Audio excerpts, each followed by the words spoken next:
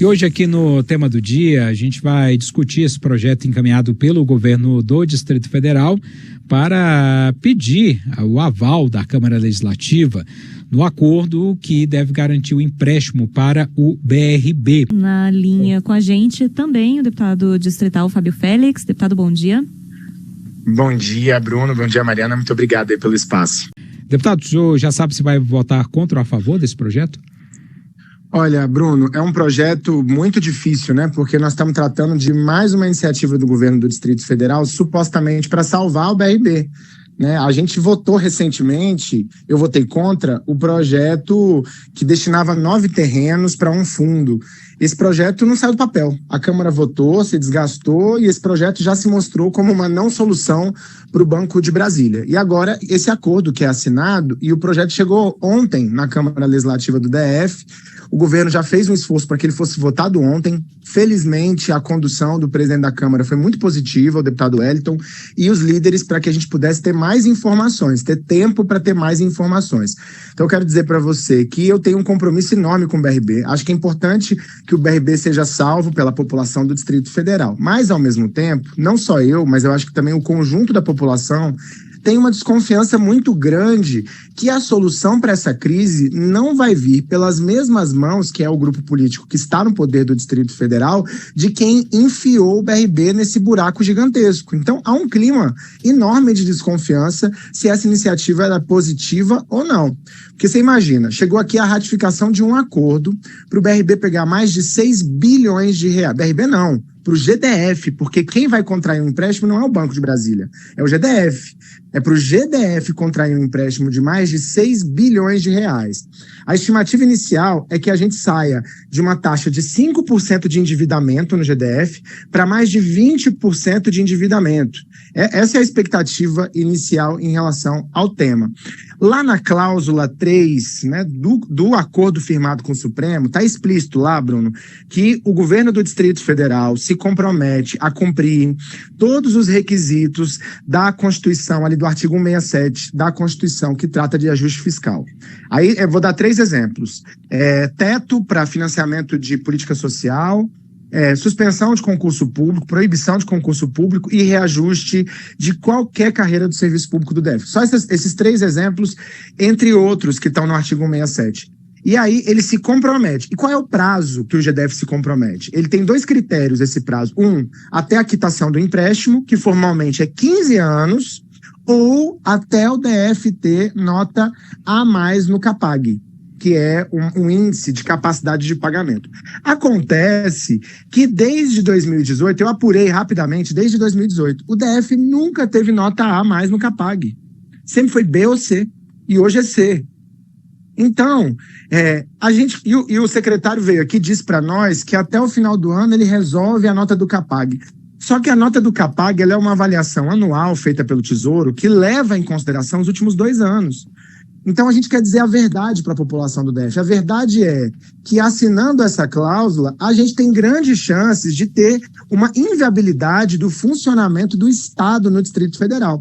Então, eu acho que seria muito importante que esse acordo ele pudesse ser firmado em outras condições, para que não fosse a população que mais precisa de política pública e os serviços públicos que pagassem essa conta. Então, nós queremos salvar o BRB, mas a gente quer poder participar como poder legislativo dos termos do acordo. Sim, agora... E não só a governadora do DF. Agora, deputado, na visão do senhor, se o termo do acordo está colocado aí na pauta e que foi firmado não é o melhor, qual seria a melhor solução na medida em que eu sei que boa parte dos deputados distritais, inclusive da oposição, concordam que é preciso ter uma saída para que o BRB continue sendo patrimônio do governo do Distrito Federal, porque há a visão, pelo menos de mercado, de que o BRB poderia ser privatizado e aí não precisaria de dinheiro público, não precisaria salvar o banco dessa forma.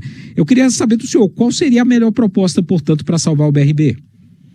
Veja bem, Bruno, tem 2 caminhos aí, né? O primeiro deles dois motivos iniciais. O primeiro deles nós não sabemos se esse empréstimo que o GDF vai contrair de 6 bilhões, que vai aumentar para mais de 20% o nosso endividamento do orçamento do DF, se ele é a solução. porque nós não sabemos, nem nós, nem a população, o verdadeiro rombo que o banco enfrenta hoje. Essa é a questão. Segundo, esses termos que o GDF assina agora, eles vão gerar uma grande inviabilidade do Estado. Nesse sentido, a Câmara Legislativa não tem como, mais uma vez, confiar numa proposta do Executivo vinda desse mesmo grupo político que nos colocou nessa situação. Qual que eu acho que é a solução? É a montagem de um comitê. Eu acho que de todos os poderes, é um comitê intersetorial, com a participação do presidente do Tribunal de Justiça, com a participação da governadora do Distrito Federal, do presidente do Tribunal de Contas e da Câmara Legislativa, representada pelo seu presidente, para participar da mesa de negociação que vai discutir os termos desse acordo. Eu acho que isso vai trazer muito mais transparência e possibilidade para a gente fazer um debate que leve mais consistência para a população e que traga mais confiabilidade para que o parlamento possa votar uma proposta de solução para o BRB. Nós queremos salvar o BRB. Eu estive com o presidente do Banco Central, Galípolo. Eu acho que o Banco Central, até agora, não ter tomado nenhuma medida, além da multa ao banco pelo atraso dos balanços, é um gesto positivo ao Banco de Brasília, mas a população e também o parlamento quer um mínimo de confiabilidade, porque há poucos meses, agora, nós votamos o projeto aqui em abril, há 2 meses atrás, nós votamos os projetos dos terrenos. Esses terrenos sequer estão sendo utilizados. Esse fundo não saiu do papel. Então, assim, há um ceticismo muito grande, um descrédito muito grande com essa proposta. Nós queremos salvar o BRB, mas é preciso construir um ambiente de confiabilidade. Um ambiente de confiabilidade, ele não passa só pelo Palácio do Buriti, mas eu acho que um conjunto de atores participando desse processo, para que a gente possa ter alguma condição de votar um projeto na Câmara Legislativa de salvamento do BRB. Então, eu acho que é esse ambiente que tem que ser construído. As perguntas que nós estamos fazendo sobre CAPAG, sobre inviabilidade do Estado, as perguntas que nós estamos fazendo sobre o verdadeiro rombo do BRB e se esse empréstimo é a solução, elas não estão sendo respondidas para nós. Então, mais uma vez sem respostas, como o Legislativo vota às cegas, vota sem informações, mais um projeto. Então, eu acho que essa é a situação que nós estamos hoje, né, que é uma situação muito difícil, porque nós que temos compromisso com a cidade, a gente está muito preocupado com o banco e preocupado com as consequências da quebra do banco para o Distrito Federal. Mas, ao mesmo tempo, nós estamos preocupados que o grupo político que está no poder possa estar usando esses mecanismos do acordo para protelar a crise do BRB para depois do calendário eleitoral. Então, a gente precisa dizer isso também. Deputado, nós estamos preocupados com isso. Inclusive, rapidinho, antes da gente encerrar, eu queria saber quais as iniciativas, inclusive por parte do gabinete do senhor e da oposição, que têm sido feitas para tentar recuperar esse dinheiro, né? É a pergunta que eu mais ouço aqui e que os ouvintes mais enviam pelo WhatsApp. Cadê o dinheiro que foi desviado, foi roubado? O que está sendo feito para recuperar esse dinheiro? E não deveria estar sendo esse dinheiro usado agora para cobrir o rombo do banco, em vez dessas outras soluções que estão sendo apresentadas? Há alguma iniciativa nesse sentido?